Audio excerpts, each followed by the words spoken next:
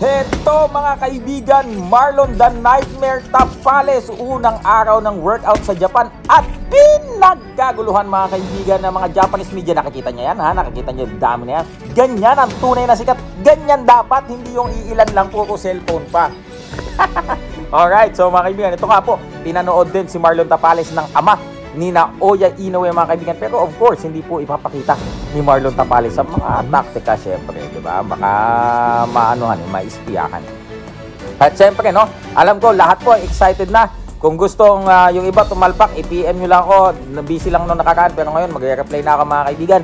Sa mga hindi pa nakakatalpak dyan, PM nyo lang ako, i-add ko kayo sa aking talpakan GC. So ito na mga kaibigan, pakaabangan po natin December 26, Naoya the Monster Inoue versus Marlon the Nightmare Tapales para po sa isang historical fight, battle for undisputed ng dalawang Asyano. Ito po Silver Boys TV. Kaya ito, panoorin pa natin ang ilang mga video ni Marlon the Nightmare Tapales.